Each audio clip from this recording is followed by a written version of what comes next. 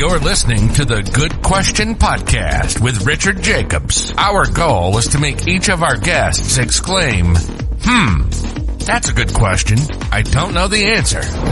Because when that happens, it means you, the listener, may be inspired to learn more beyond the interview and to ask great questions yourself that lead to new insights. In this podcast, we cover historical and current anthropology, comparative religion, and history. Welcome, and let's get started. Hello, this is Richard Jacobs with the Good Question Podcast. My guest is James Taylor. He's an author of what's called SuperCreativity, Accelerating Innovation in the Age of Artificial Intelligence. He's an award-winning keynote speaker on creativity, innovation, and AI. So I think this would be a very good call. I've used AI. Sometimes I feel like it's a great help. Sometimes I feel like it's useless. I kind of go back and forth on it. So I'm always looking for people that are utilizing it in really cool and innovative ways. So welcome, James. Well, thank you, Richard. Nice to be on the show. Yeah. Well, tell me a bit about your background, and then what was your first experience with AI, and then we'll get into how you're using it today. Yeah, so as you were saying today, I'm primarily a keynote speaker on creativity, innovation, and artificial intelligence. But I actually started my career as a manager of music artists. I've been working with rock stars and different music artists, and did that for the first kind of 10 years or so of my career. I had a lot of fun with it, and then I had a request to move to the Bay Area, to Silicon Valley kind of area, and to work in technology. That was around 2010. So I moved over. As you can tell, I'm not a Californian with this accent. So I moved over to the States and kind of worked in technology. And while I was there, I got really interested in the AI side of things, but also more generally about how technology can augment the creativity in each and every one of us. So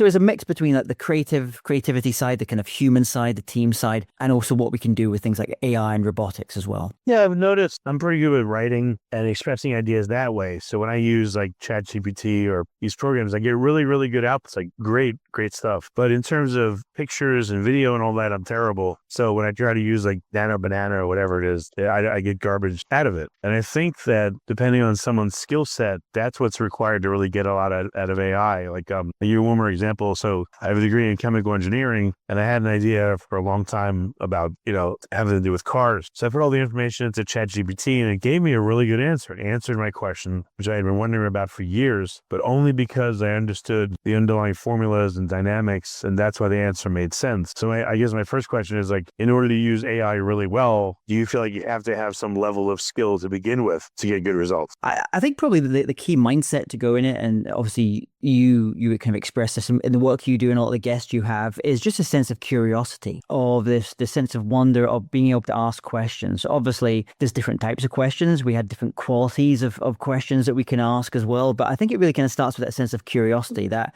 wanting to know how things work, wanting to understand, imagine if, what is possible. So it begins with that. And then depending on what your objectives are and what your goals are, which industries you're in as well has a big factor in that, is how you use these tools in different ways. And they are really tools, like anything else. And different people tend to use them. Some people, I call this expression, they use them like cyborgs. So it's almost that it becomes part of who they are. They constantly intertwine what they're doing with artificial intelligence. But like some of those guitarists that I used to work with many, many years ago, where almost like the guitar was an extension of themselves. And then you have other people, tends to be obviously more leaders, managers in organization. You mentioned your background in chemistry, and a few days ago I was speaking in Istanbul for a company in the polymers industry, so in chemicals. And for many of them, they use it more like what I describe as a centaur. So they decide, okay, this is the idea, this is kind of what I want to achieve, or this is my goal. And for some of these things, it's going to require you to give some of that work to different AI or agentic AI, different agents. And other times it's actually working with other humans in different ways. So the book itself, this idea of super creativity is really how we can augment our creativity by collaborating more deeply, not just with artificial intelligence, but with other people as well. And I think it's that combination of the human and machine I'm really interested in. So what are some things that you've done with, so all right, so first of all, when you mentioned centaur, I was reminded of chess players. So Kasparov. he beat Deep Blue, but then, recently what's happened is this, like the best players will use stockfish to become grandmasters really quickly, but then they'll also use it as a companion. So now the best players is not necessarily just the engines, but engine plus human. They're working together, a centaur. So what does that look like for AI for the average person? Well, I think, I remember starting to see it a few years ago with coders and this idea of augmented coding. And I think today, you go to a lot of companies I work with, and 40% or more of the code that's been written is being written by AI. And some companies actually is much, much higher than that as well. So it kind of comes back, one of the questions that often comes from that is, well, what does that leave for us? You mentioned the idea of the Kasparov, the famous game there with IBM, and then obviously a few years later you had the idea of Google and DeepSeek and DeepMind, and that was another type of game, a different game of Go, much more complicated than chess. And as you said, what started to happen was those Go players who were kind of working alongside AI, they were kind of developing their skills by using AI. They became much higher in terms of the quality of the work they were able to produce. So I see that happening lots and lots of places. I see really as a way of augmentation of us as humans. I think different industries are being affected in different ways. Different jobs are being affected in different ways, not all for the good.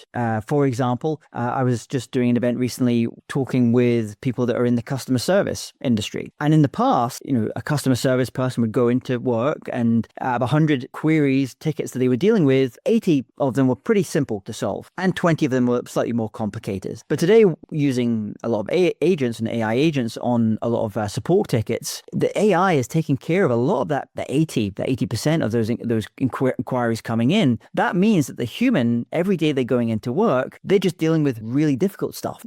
So that has a slight cognitive load on people as well. But that's an example in terms of where it's obviously proving a little bit more challenging. Where I'm seeing most people sit at the moment is they're just kind of going into using these tools. They're kind of playing with these tools, trying different tools. That was probably 3 years ago. Last year, it was really, the acceleration of that a bit more. And today, I think you're just seeing in all kinds of industries, just kind of blossoming, and obviously the impact that has on jobs and also the impact that has on us as humans and what our role in society is. So how do you see people using it successfully? Like, what's an example of someone using it in a way that helps them versus, I don't know, some other company or person tried to use it. They kind of gave up. They just didn't know how to have it help them. So one of the ideas I talk about in the book is this idea of imaginary masterminds and using it as a way of kind of building your team of mentors, your ideal board of advisors. In the past, let's say if you had a business plan you're working on and you could read lots of books by name the entrepreneur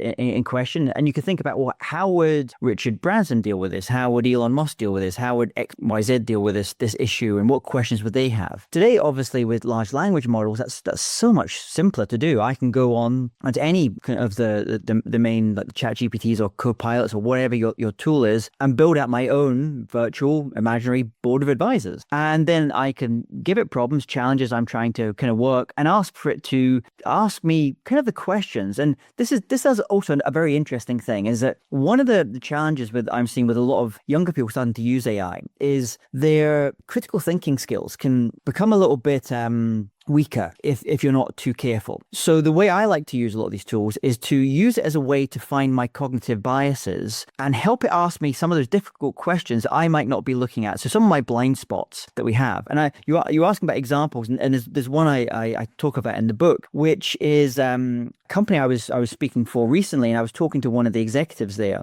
and he said, what he's done is he's built out this imaginary mastermind using AI agents. It recognizes these 5 individuals, understands how they think, how they feel. He can put in proposals to it, and then it can give him feedback. It can ask him questions, maybe things that he's not thinking about. But he's actually taken it almost like one step further from that, and he actually created a digital twin of his boss. So this means before he ever goes and presents an idea to his boss, he runs it through the digital twin of his boss first, and that anticipates the kind of questions that his boss is likely to ask him, the weak points in his proposal or his idea, for example. He can then go and integrate that back into his business plan again. So when he has that meeting with his boss, is at a much higher level. The questions, he doesn't have to cover some of the more basic ground in that proposal as well. So that's just simple examples of how you can use this to really amplify the creativity of us as individuals. How did he say his boss reacted once he started doing that? Well, actually, his boss was quite happy. Yeah, after the shock of it wore off, and like, okay, you've created this digital twin of me. They were asking, well, how can I do this of my boss? And you kind of start to build out that as well. And it's interesting. I was just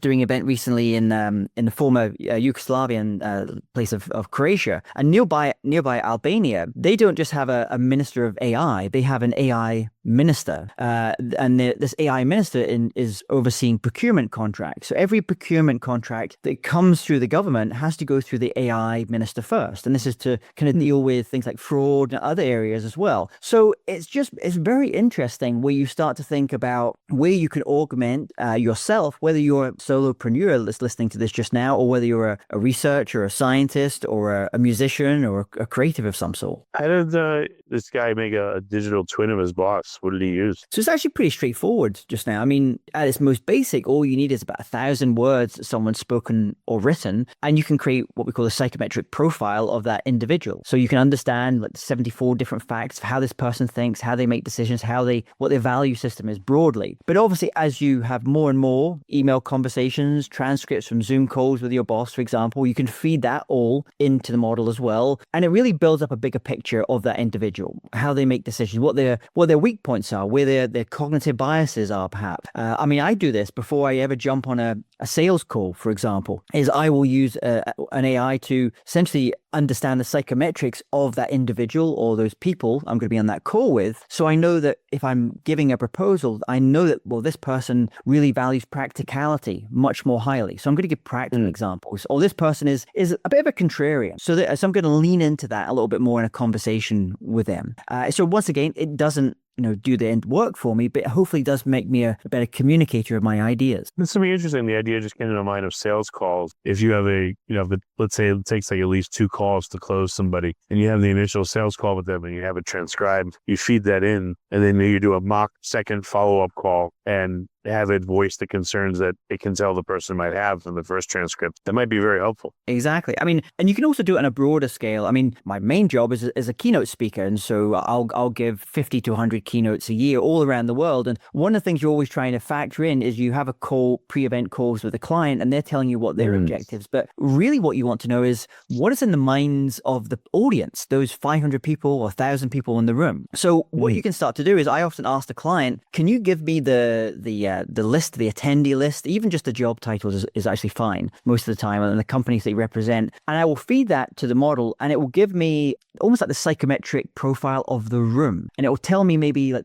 here are the 4 or 5 key avatars in this room. And so when I do my first draft of a presentation, I will then run it through the AI and say, which of the avatars am I not speaking to as much? Who am I missing out here? Who is going to be most aligned with this? What case studies could I be talking about that is really going to connect with that person who fits in that particular avatar as well? So that's just an example. Once again, it's not writing my presentation for me, but it hopefully is just making slightly more skilled in presenting to that audience. That's very smart. It's a marketer that I followed for a long time, Dan Kennedy, and he would speak to, there used to be like these cosmetics distributors called like Mary Kay Ash or something like that, or whatever it was. And they always wore like pink suits, or their color was pink. So when he spoke to them live, he made sure he wore a pink suit and dressed like them. And the examples he brought up from his bio, his credentials, were ones that they would appreciate. And he did a lot of tailoring. There was no AI back. But what's coming to my mind is, you could use AI to do the exact same thing. Yeah, I mean, I think smart. Yeah, I think you see it also in great salespeople or great communicators more broadly. They do this almost instinctively. It might not go to the level of wearing the same suit as that person or same color as that person, but you can see them very subtly, perhaps matching in tone or speed or anchoring that person in different ways. And, it can also be done really badly and it looks very kind of clumsy and clunky. But I think that this is where and I talk a lot about this in the book, where it is, I'm very keen on just focusing on how this helps us develop our art or our craft in whatever our profession is. I mean, I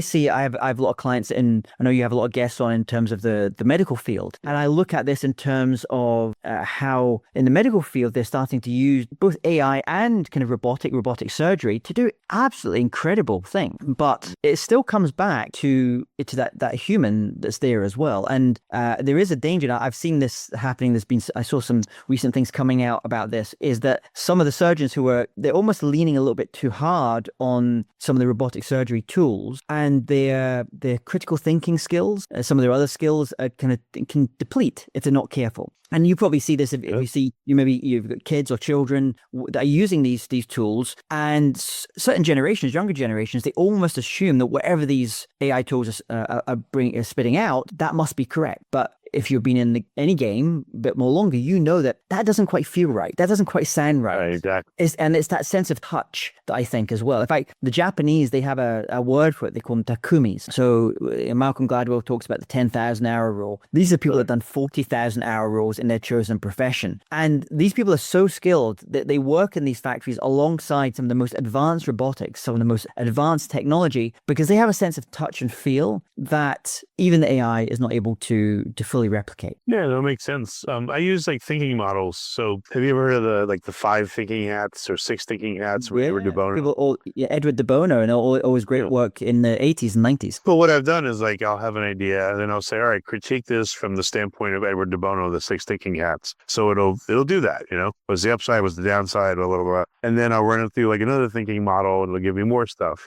Use a SWOT analysis, or use the Alexander technique, or look at this through the lens of 80-20. And it's really cool. It's when you mentioned having a board of advisors, through AI, that's the way in which I've created that. I have it critiqued from different angles. Is there any other things you've done? You're almost conducting a pre-mortem on ideas by doing it that way as well. And you have to kind of go into it with that sense of curiosity, I think, because it can be sometimes a bit downheartening when it comes back to you and say, here are all the errors, or here are all the mistakes in it as well. But if you truly believe that you're using these tools to improve the work you're doing, and at the end of it, it's going to become more solid, then that's wonderful. And I mean, I'll give you an example. I was just working with a pharmaceutical company in India who make a lot of generics, and they have a couple of manufacturing plants in the US, and labor costs in the US are much higher than they are in India. And they were thinking, well, how could we turn these manufacturing plants producing pharmaceuticals into more like dark labs or semi-dark labs, as an example? So there's less humans actually working, there's more robotics and different things. And so that's a really good example where you can say, okay, imagine you are these 5 or 6 individuals with these different skill sets. What should I be thinking about there? So you can say, what kind of questions would Satya Nadella have? What questions would someone with a real great expertise in building out dark labs, what would they be asking for? And it just helps you see some of these gaps. And for me, I mean, if anyone's listening to this just now who are solopreneurs, as we start now getting into the area of more agentic AI, this is incredibly exciting because you can build an entire army, to support you and your ideas and your work and your business. And, I remember a friend of mine, Elaine Pofeld, a few years ago, wrote a book called the $1 million one-person business. And recently I had a conversation with her. She said, I thought too small. It should be the $1 billion one-person business. And people like Sam Altman from OpenAI say, we're going to get to this point where we are talking about one person. We're using lots of different AI agents and different agentic forms of technology to create businesses that generate over $1 billion. I mean, there's already examples of businesses generating over $100 million per employee. So as these things start to scale, you can start to move to that place. Sure. That's amazing. Do you remember any of the examples you saw? Yeah, but actually, I do remember one of the examples was OnlyFans. was an example because I think that's $96 million per employee. I seem to remember was the number. I think Signal or Telegram was pretty similar to that. I remember there was a few years ago, actually not about 6 months ago, there was a young, I'm going to say Israeli coder who built a vibe coding tool and sold it for some unbelievable number. I can't. It wasn't quite $1 billion, but it was pushing up into the hundreds of millions. And that was a business that was created over 6 months using vibe coding and different AI agents to be able to build out that tool. That's crazy. Huh. And also, one thing you mentioned is, let's say I'll have a couple of ideas for something. I'll come up with 5 different ways to I don't know, to do XYZ. Then I'll put my thoughts into, one of the AI engines and say anything else. And a lot of times it'll come up with maybe one more. Oh, okay, great. I'll put it into another engine. It'll come up with one more. So it's a way to increase your effect by even 10, 20% just by doing that. But always use your intellect first, always use your thought process first, and don't depend on it to think for you. And in that way, then you won't shrink your brain and capacity, and you can expand it instead. Yeah. I mean, probably 2 years ago or so, when the large language models first started getting well known, everyone was talking about prompt engineering. But it actually works the other way around as well, where the AI can prompt you as the human. So it's not the human necessarily prompting the AI. And I've seen some things recently where what a number of people are starting to do is they're kind of building out almost a board of different AIs. So they will give let's say a proposal or something that they're looking to do or an idea, and they will use a tool to basically be able to give that task or that concept to 6 completely different AI, different large language. So Gemini, maybe Kimi K2 in China, different tools, because they've all been trained on different data sets, and some are better at doing some things than others. And that's really interesting. And then you actually can ask the AIs to have a conversation between themselves to come up with the best suggestion for you. That's where you get to see some pretty interesting things. Any other uses for it that blow your mind? That you're like, oh my God, that's stupid. I mean, how is someone using AI in this way? There's so many just now, and I think most of my clients are large multinational companies, and one of the things that I talk about in the book is that if you look at a lot of organizations as they look to deploy AI, they think it's all on the technology side, and they kind of lean in purely into that. But actually, companies like Boston Consulting Group show that the reason that a lot of organizations fail in really deploying AI and getting value from AI for themselves and their shareholders and their customers and clients is only 20% of the reason it fails is the technology, and 80% of the reason is the people and the playbooks that they're running in their head. And so a lot of things actually kind of come down to also to culture in an organization as well. And we can actually use AI to help us building that culture, and in psychology terms we call it like a sense of psychological safety, that everyone in the organization is empowered to put forward ideas but also challenge ideas as well. So a really good example there is one I mentioned in the book, which is Hewlett-Packard Enterprise. And I was having a conversation with Emilio Beidenbaum, who's heads their innovation lab on the legal side. What they decided to do was to create a very simple app, a very simple tool that anyone in the organization can put forward ideas and also volunteer for ideas in the organization and projects and initiatives. No manager approval, no red tape required for this. And it works a little bit like modern dating apps like Tinder, for example, except for ideas, swipe left, swipe right. But the AI that sits underneath it also recognizes what is the perfect combination of skill sets of different people and also their psychology, their mindsets, in order to make a project a success. So for example, let's imagine someone in that company has an idea for improving the sustainability of some of their server farms, for example. That person's a data scientist, but that idea might be more likely to be shown someone with a sustainability background, for example, on the team. Or let's say someone from the marketing team has an idea and the AI recognizes that it needs someone on the team that is very good in terms of finance or data or some other area or whatever the area is, and it kind of helps show those ideas to those people. And it also ensures that when they're putting together the teams for these ideas and what it's showing, it also has the right mix of people, because you want people that are really good at just generating ideas and they love just that. But you were talking about that 6 thinking hats as well earlier with De Bono, you also want the black hats, the completers as well, people that are going to challenge ideas, and that's how ideas become stronger. So that's an idea there that's called Idea Matchmaker, which is Hewlett-Packard's enterprise, and it's a really nice example about how you use AI to quickly kind of build teams around ideas or initiatives or projects, and understanding like the weak signals sometimes in people. And the big takeaway is, will all these ideas end up becoming reality?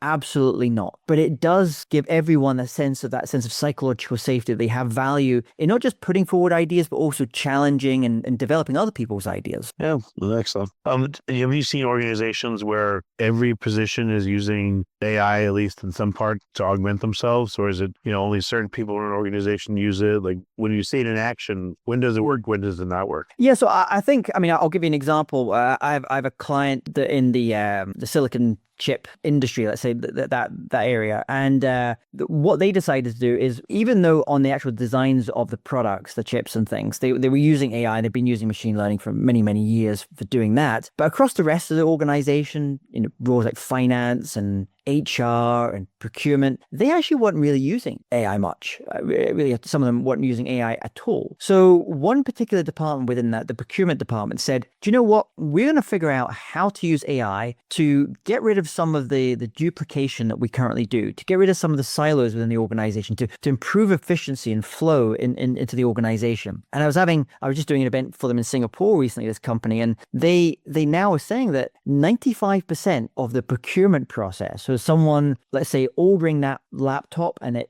recognizing that it needs this particular chip, and then all the things that go into building that chip, or the component parts, the finding out the best pricing for those parts, having those parts shipped so it can all be put together. 95% of that entire workflow now in procurement is being done by AI agents. Only 5% is being done by humans. Now, that was something that 100% was being done by humans only 12 months ago. So you can imagine how that speeds up things. And then you can decide, okay, how do we want to deploy those humans in our team? Because we don't need as many people. And some companies are just deciding, we have a natural attrition rate of, say, 10% leave the company every year. Rather than replace those individuals with other people, other humans, what we're going to do is replace those tasks or those jobs with different AI agents. And then as a result of that, the people that stay within the business, their remuneration, their salary increases because they capture some of those rewards. What are you able to say what parts were replaced by AI and which ones the humans had to do? Any sense of that?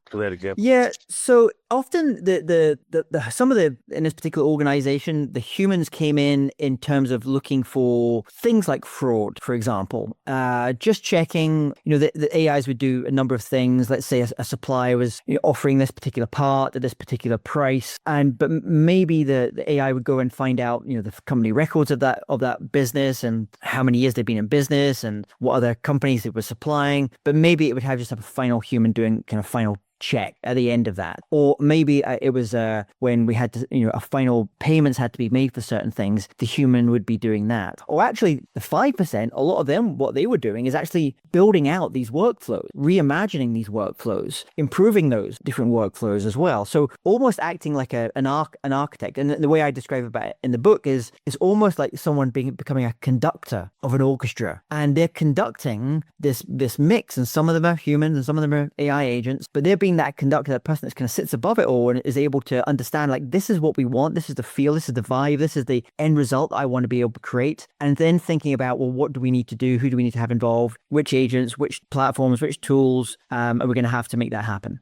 So they were able to replace 95% of the process with AI. Amazing. Correct. Yeah. Sheesh. Let's hear your thought. I mean, in general, of the future, will a lot of jobs become centaurs, or will a lot of jobs go away and just AI will run it? Yeah, I mean, I think a lot of jobs will disappear, like they have in every other time. But obviously, lots of new jobs will be created. I mean, I know some people on my team, those job titles or those kind of types of jobs didn't really exist even a few years ago. But I saw later next week, I'm speaking in Dubai in the Institute of the Future there, which is this amazing building and organization in Dubai. They published a study not so long ago where they anticipated that in 10 years' time, the children of today will be doing jobs that haven't even, 85% of those children will be doing jobs that haven't even been invented yet. Because we're going to be spinning up entirely new jobs. And we saw this a little bit, obviously with the online kind of happening, the internet, then we sort of gain social media. And I think about some of the people I interact with and in terms of their job titles. And I thought, I could never imagine that job title even 3 years ago. And so I think there will be lots of new jobs created. Where I think is going to be more, everyone thinks it's going to be the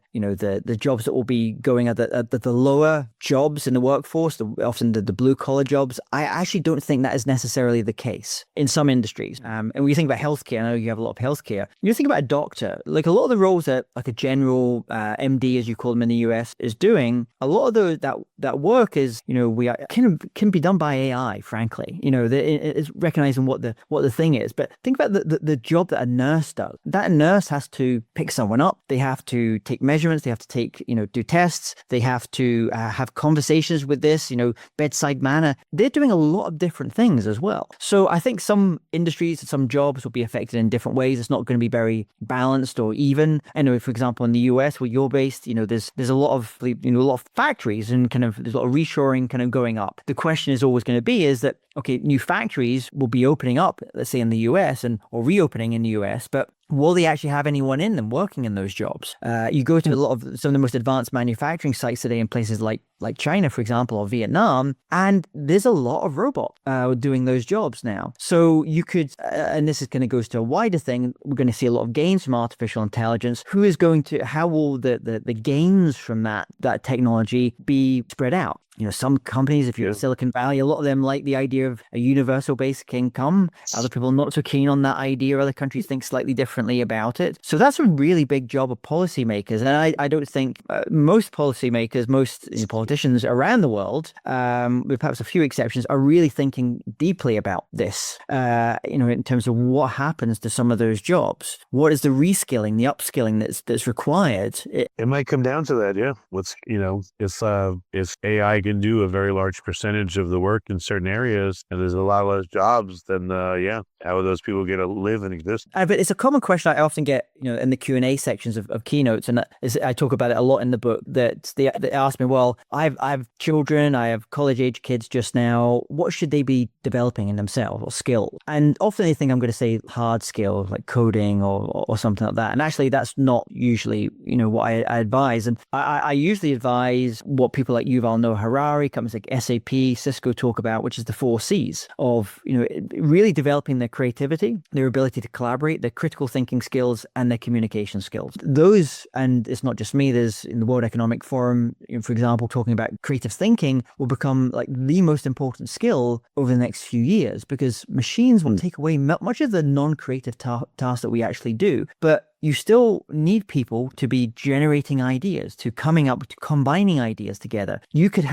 be using some amazing AI tools, but if you can't communicate to other people why they should be investing in your startup, why they should be buying your product, then that's going to be a challenge. So those 4 C's, and I talk about them a lot in the book as well, and primarily I talk about creativity and collaboration, 2 of those C's. Those are the things that I think people should be investing in and really spending time in developing in themselves and their children. Okay, very good. So where can people, watch some of your speeches and find out more about your thoughts and what you're working on? So if they go to jamestaylor.me, jamestaylor.me, they can find more information about myself, the keynotes that I do, but also about the SuperCreativity book, which is coming out. And that kind of really goes a lot more in depth into some of these areas, and also talks about the human and a human type of creative collaboration. We've spoken mostly today about the human and machine collaboration, but there's a whole other side in terms of how people creatively collaborate together. So that's the best place. Go to jamestaylor.me. Okay, very good. Well, James, thanks so much for coming and giving all your these really interesting ideas. I really appreciate it. Thank you, Richard. Great being a guest on the show. If you like this podcast, please click the link in the description to subscribe and review us on iTunes. Thank you for listening to the Good Question Podcast. Please email support@thegoodquestionpodcast.com if you have any referrals to great guests for us to interview. Visit thegoodquestionpodcast.com to hear more interviews. And please help us spread the word by rating and reviewing us on Apple Podcasts, iTunes, Spotify, YouTube, or wherever you listen to this podcast.